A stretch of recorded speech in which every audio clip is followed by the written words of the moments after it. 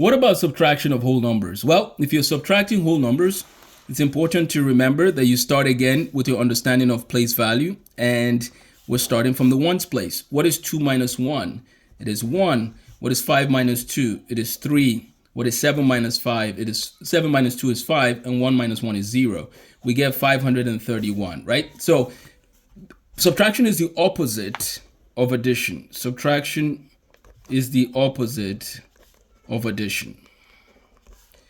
Okay, and here's something to keep in mind. I showed us the addition table that we made for you at the end of the book. But what if I show you the relationship between addition and subtraction here? So if you start with the number 12, okay, so I've circled 12. So if someone says, what is 12 minus 8? You would say 12 minus 8 would have to be 4. So you're using the number chart to also create subtraction problems. So look at some examples. What is, let's say 11 minus 4? You should be able to look and say 11 minus 4 is 7, okay? Now you should know these facts. That should be your goal. There's certain facts you should know, right? And this is part of like shooting your free throws. But if you need to look at a number chart to create practice problems and then use it to check your answers, this would be one way to do that. I want to teach ownership and applying yourself to a higher bar in this course. And so not only will I show you examples, but I want to show you how you can come up with problems and how you can solve those problems. Because that's part of what it takes to think mathematically, is thinking about how to solve problems in creative ways. Okay, so subtraction is the opposite of addition.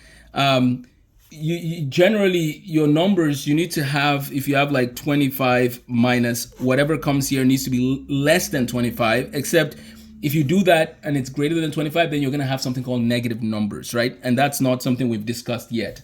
So 25 minus 12 would be 5 minus 2 is 3, and 2 minus 1 is 1. Okay, excellent.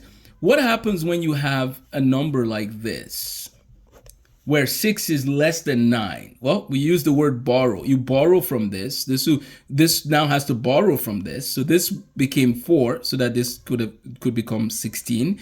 But then this, when we borrowed the 1 from here, this becomes 14 now. So 16 minus 9, right? You write down your answer. And then you say 14 minus 7, right? We had to borrow from the tens place, and the tens place had to borrow from the hundreds place, right? Borrowing is a very important topic in subtraction. Now, how do we check if our answer is right? We add this number and see if it gives us back the original number. So what is 179 plus 77? 9 plus 7 is 16. We carry 1. So notice that carrying is used in addition and borrowing is used in subtraction. So this becomes 15, carry 1, and you get 256. Excellent.